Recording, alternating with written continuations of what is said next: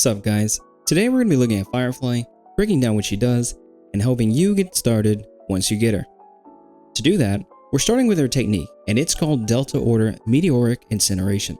Meteoric Incineration causes Firefly to jump into the air and allows her to move freely for about 5 seconds, which can be ended early by launching a plunging attack using the same button. When the duration ends, Firefly plunges down and immediately attacks all enemies within a set area. At the start of each wave, this technique applies fire weakness to all enemies, lasting for 2 turns.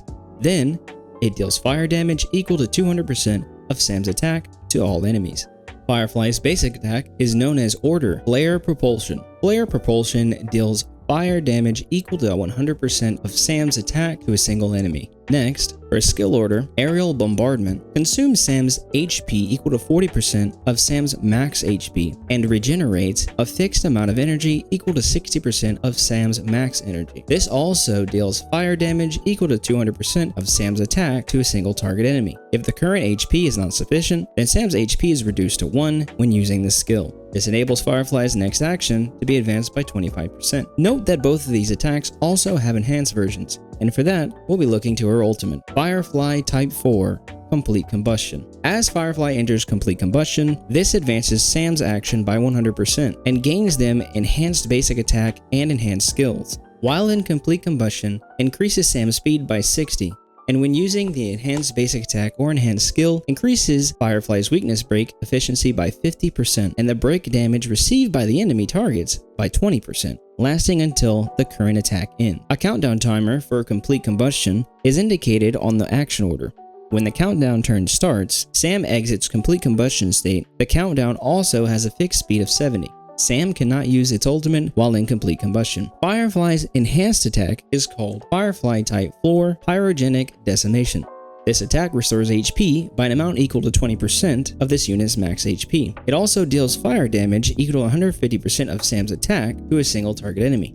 Firefly's enhanced skill is where you'll have most of your fun, and it's known as Firefly Type 4 Death Star Overload.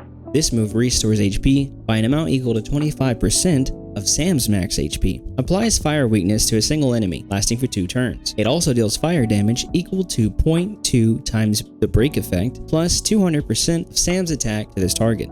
At the same time, it deals fire damage equal to 0.1 times break effect, plus 100% of SAM's attack to adjacent targets.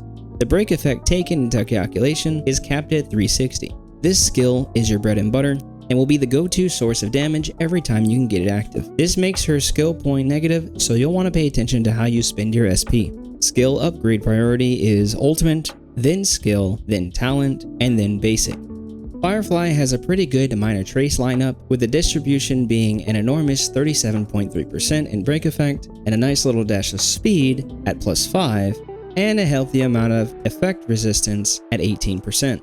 Her major traces are Module Alpha, Anti-Lag Outburst, Module Beta, Auto-Reactive Armor, and Module Epsilon, or Overload. Module Alpha ensures that during the Complete Combustion, attacking enemies that have no fire weakness can also reduce their toughness, with the effect being equivalent up to 55% of the original toughness reduction from Firefly's abilities.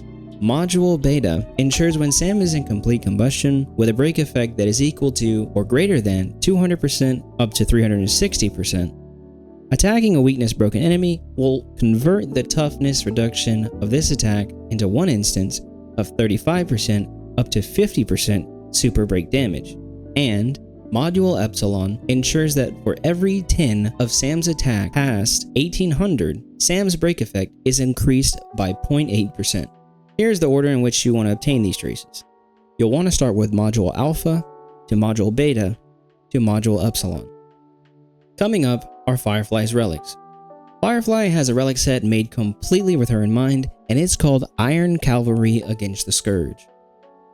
Iron Cavalry's 2-piece effect grants the wearer 16% break effect, while its 4-piece effect ignores 10% of the enemy target's defense if the wearer's break effect is over 150%. When dealing break damage to them. When the wearer's break effect is 250% or higher, the super break damage they deal to an enemy targets additionally ignores an extra 15% of the target's defense for a total of 25%. For a planar set, we have Forge of the Kalpogni Lantern. Its two-piece effect gives the wearer 6% speed. When the wearer hits enemy targets with fire weakness, the wearer's break effect increases by 40%. This lasts for 1 turn. The main stats you'll want are attack percentage for body, speed for boots, attack percentage for planar sphere, and break effect percent for link rope. In your substats, you'll want to prioritize speed until breakpoint, break effect percent, and attack percent in that order.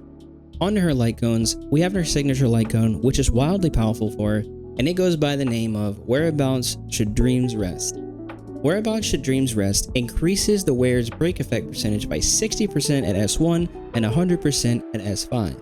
When the wearer deals break damage to an enemy target, it inflicts the target with Routed, lasting for 2 turns.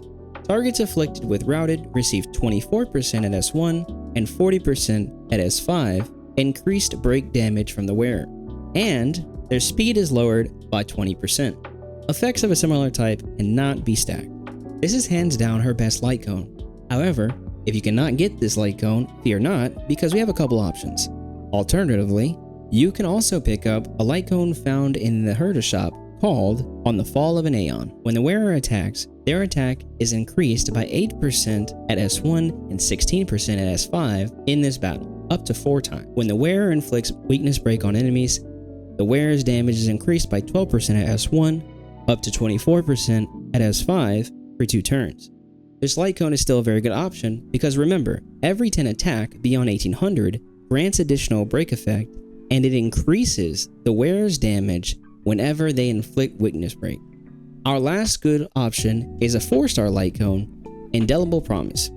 This light cone increases the wearer's break effect by 28% at S1 up to 56% at S5. When the wearer uses their ultimate, increases the wearer's crit rate by 15% at S1 up to 30% at S5, lasting for 2 turns.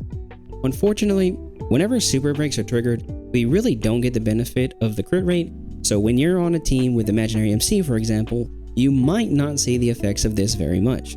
Speaking of MC, let's talk synergy. Firefly actually has an incredibly accessible team, the higher end team being one with Ruan Mei, Imaginary MC, and Ghallagher, or the more free-to-play friendly team with Pela, Imaginary MC, and Ghallagher. On Team 1, you'll benefit from Ruan Mei's ability to give damage, weakness break efficiency, and all-type res bin to all allies, and extended weakness break against enemies. Imaginary MC's increased break effect to all allies, and super break effect to enemies from her and her allies. And lastly, Ghallagher's healing, the benefit he gets from break effect in his kit and from Ruan Mei, and fire weakness from Firefly. This makes Ghallagher a really good support pick. Team 2 is similar, but instead of the benefits you get from Ruan Mei, you get Pela's enemy buff removal, high enemy defense debuffs, and a very quick charging ultimate to reset those debuffs. Firefly has absolutely high potential and is an amazing pick if you're in need of a good fire DPS. But let's be real, who isn't? If you like this guide and you found it helpful, consider leaving a like because it helps me a lot, and subscribing so you can see more guides like this in the future. Peace.